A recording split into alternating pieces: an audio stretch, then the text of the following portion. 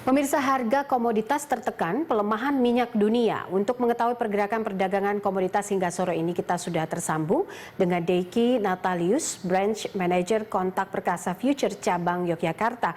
Pak Deiki, terima kasih sudah bergabung bersama kami di Closing Market. Saya langsung saja, seperti apa pergerakan volume perdagangan komoditas hingga sore ini? Baik, Mbak. Jadi untuk pergerakan volume perdagangan komoditas hingga dengan sore hari ini memang ada sedikit terjadi peningkatan, khususnya ini didominasi di komoditas kopi ya, khususnya yang robusta. Nah, ini terjadi lonjakan untuk volumenya. Untuk per hari ini dia bisa sampai di 5.200. Untuk urutan nomor 2 dia didominasi oleh Olen. Olen mencapai di angka volume 2.566. Kemudian untuk posisi ketiga diambil oleh gold atau emas. Di sini volumenya terjadi di 1.702. Nah, kalau melihat pergerakan sampai dengan hari ini, volume memang masih didominasi di sektor perkebunan ya Mbak ya, untuk ininya. Kemudian berdasarkan dari pergerakannya memang kan kemarin ada penurunan di emas sama di oil. Ini yang menyebabkan dari komoditas perkebunan dia meningkat, khususnya robusta nih yang hari ini nih mendominasi. Oke, saya agak tertarik dengan Olen dan juga emas. Kalau kita bicara soal Olen dan juga emas atau investasi safe haven misalnya di emas begitu, Betul. apa rekomendasi Anda terhadap investor? Kalau untuk emas ini memang dia kan mempunyai sifat dia safe haven itu yang dari dulu ya, dia sudah menjadi pilihan utama ketika terjadi situasi aktivitas ekonomi yang kurang bagus, para investor meliriknya banyaknya ke emas. Tapi dengan kondisi yang saat ini COVID-19 ini ada sedikit keunikan. Komoditas perkebunan cukup menjadi primadona juga nih kalau dilihat dari volume ya Mbak ya. Karena di sini mungkin dengan menurunnya aktivitas ekonomi, yang pertama pilihan paling aman selain dari emas itu ada di perkebunan. Ini yang menyebabkan robusta hari ini dia mendominasi. Tapi kalau untuk Olin dan emas khususnya sebagai safe haven, di sini memang di awal minggu terjadi penurunan searah dengan menurunnya WTI kemarin, harga minyak yang di US. Nah, itu di emasnya sendiri mengalami sedikit penurunan, tapi karena dia bersifat safe haven dan dia bersifat likuiditasnya lebih cepat.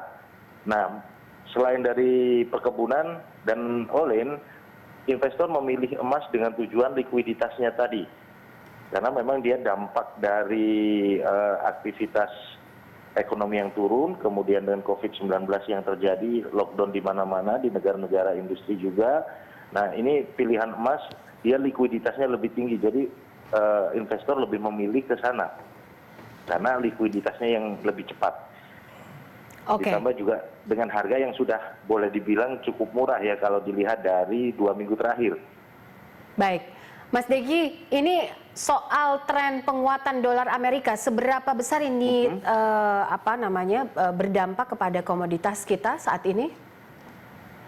Kalau untuk penguatan nilai US ini, saya melihatnya dari sisi ini boleh dibilang bersifat sementara karena peningkatan nilai US-nya sendiri ini dilakukan karena akibat dari statement Trump sendiri, Presiden US, ketika melihat pasokan awalnya WTI dia turun itu kan karena pasokannya yang berlebihan, kemudian aktivitas industrinya yang boleh dibilang lockdown, akibatnya penumpukan terjadi di sisi minyaknya.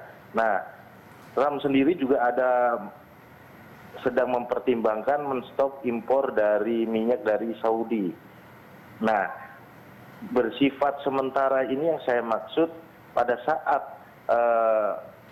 dolar menjadi nilai tukar yang masih alat pembayaran dunia, ketika minyaknya mengalami penurunan, Amerika berusaha menyeimbangkan dari sisi industrial. Nah, kemudian kemarin ada statement juga Trump akan mengaktifkan lagi aktivitas ekonominya dengan aktivitas dari industrinya khususnya. Nah, ini mungkin akan memberikan dampak US-nya sedikit bertahan atau dia stabil. Nah, ini memberikan kesempatan untuk komoditas khususnya perkebunan emas dan olin ini untuk menjadi sarana atau pilihan yang lain selain dari untuk USD sendiri. Dampak yang paling dekat seperti itu. Baik, sudah hampir akhir minggu, seperti apa prediksi Anda terhadap peluang harga komoditas perkebunan esok dan juga emas, Mas Deki?